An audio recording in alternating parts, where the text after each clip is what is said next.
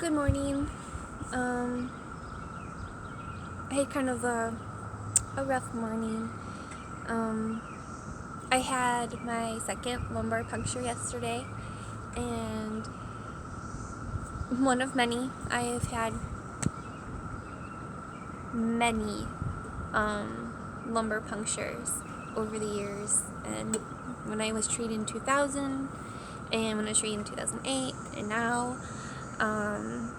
The first time, a couple weeks ago when I had it done, it took like an hour, over an hour. It's supposed to be an easy thing. You go there, you crouch down as much as you can to open up your spine so they can get the needle in between to get to the fluid. And I'm very sensitive in my lower back. Don't let anyone touch it. And the doctor, even though I told her, she realized, there's a lot of scar tissue back there. And she had to go higher on my back in order to get another spot. And lidocaine didn't work. It wasn't enough on its own. And they had about a third time that I had to rest.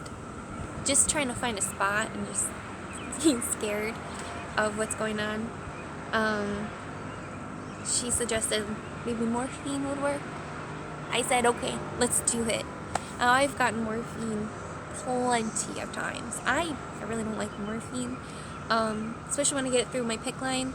It comes up like this, and I can feel the pressure of that drug. Ugh, it's not comfortable. I try to avoid it, but when I'm in serious pain that not even a Tylenol coating can fix, I will do it, but I really don't like it.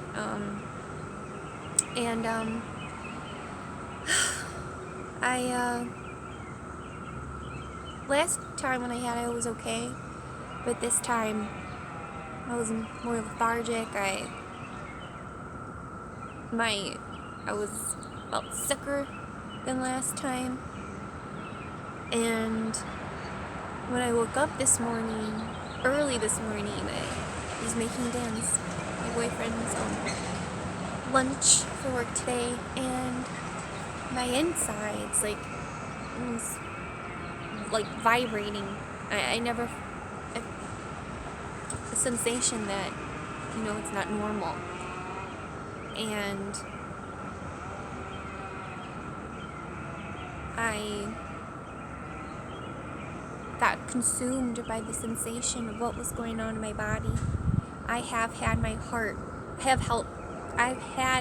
felt my heart beat in my chest a couple of times in my past histories from my, symptoms or whatever the drugs they give me makes me come home and I feel later.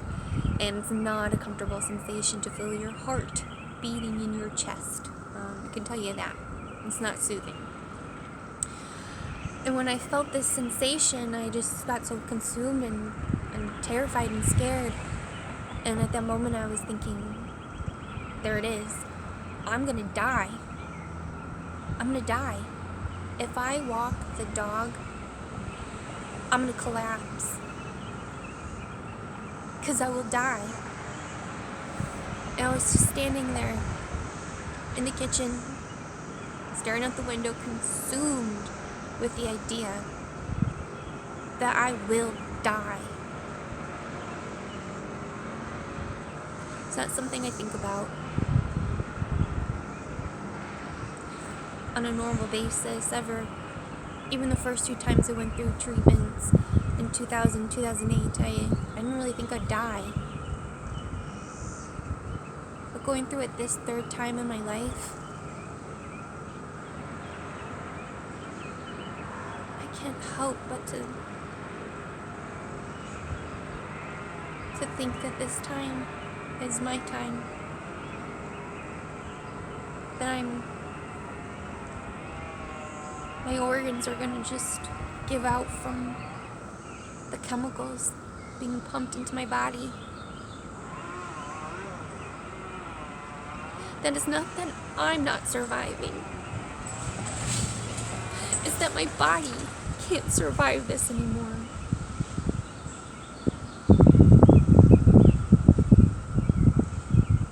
I'm surviving. But can my life inside me survive? Take the chemicals being pushed into me over and over again? You know, I think about this girl who had died. I met her when we were kids, when I was part of this dream flight event, or it was a charity event where kids with cancer who've never been to Disney World or who's never done it for Make-A-Wish can be qualified to do this, to go to Disney World. And they sat me next to someone else with a Latin descent. I'm Hispanic, but she's Latin. She was, and it's been so long I don't remember exactly her name. And those who went to cancer camp, One Step at a Time, those who went to ACE in 2003, 2004, I know she was in there. Lucinda, she was Latina, and she wore glasses. I think she was wearing glasses then too. And they were like, I remember she had like black frames, if I can recall, and she was very assertive, outgoing, spunky, spicy. I feel bad, I don't exactly remember her name, and I could be totally off, but those who went to ACE in the woods, when ACE was still in the woods back then, if you can do a shout out to me, let me know if you remember who I'm talking about, her name. But when we were on the plane sitting next to each other and getting to know each other, she had asked me if, do the kids at school make fun of me? And it wasn't a question I was expecting, because I gave a distinction fix. And I said to her, no, not at all. No one's ever made fun of me. In fact, people make me cards and have been nice enough to make things for me. And no one at school. Everyone's been kind. So, my fellow Comarch classmates, especially those who I graduated with in 2002, thank you for never being cruel to me or making fun of me. Ever. And thank you for just getting through it. That's all I could ask from anybody, because that's all I was doing. So, we should pat ourselves on the back for being pretty good people. And I know your children will probably be pretty awesome children too. But I digress a little. I think about her because she had passed away. I'd say 2.5 years later, 2 years later. I remember someone saying that she was responding to treatment, but then it just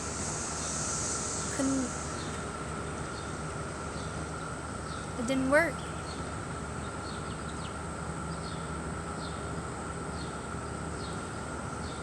And I think about all the other people that I went to camp with, people that I known at the pediatric oncology clinic, young adults. Think about those who've been part of charity events or social groups.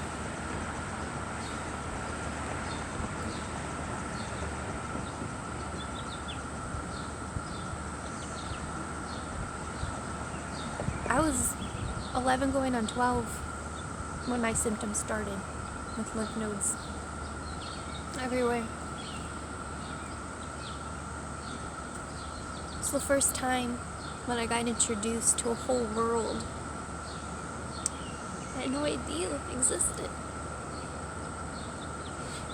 Kids no much older than me or babies. Just constant crime. Babies suffering, getting treated.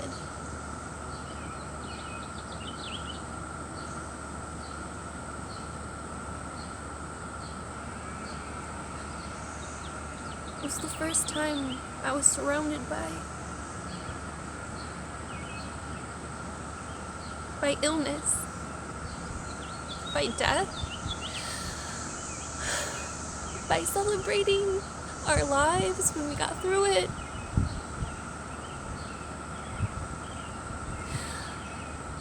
I never had a floodgate open to me like that before.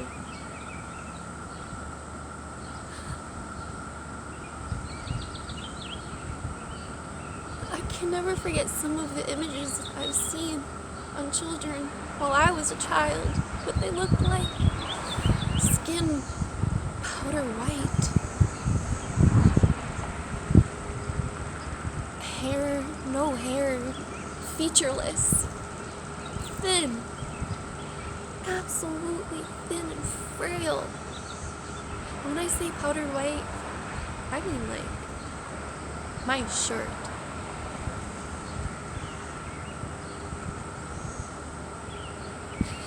So weak in the wheelchairs, wearing their mask because they're susceptible, so susceptible to everything.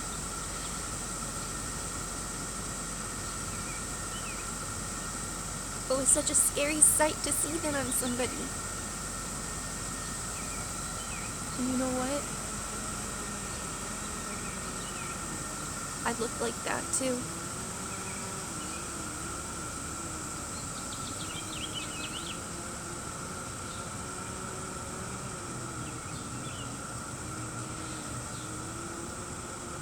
Now,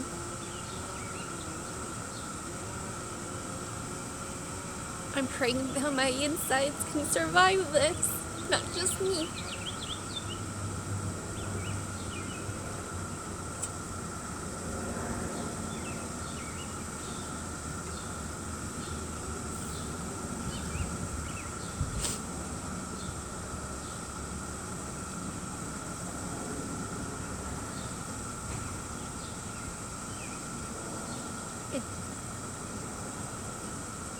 It was a rough morning,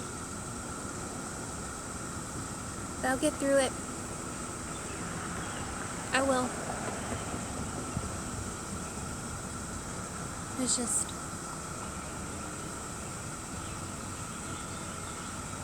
constant battles, not just an obstacle, but constant battles.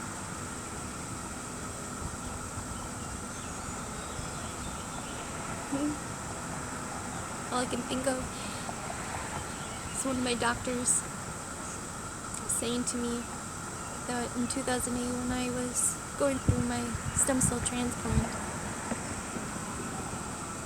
and he said something, I quote, "I know you thought you were fighting a war, but it was just another battle." And that he was sorry that I didn't understand it then. But I understand it now. I understand it now.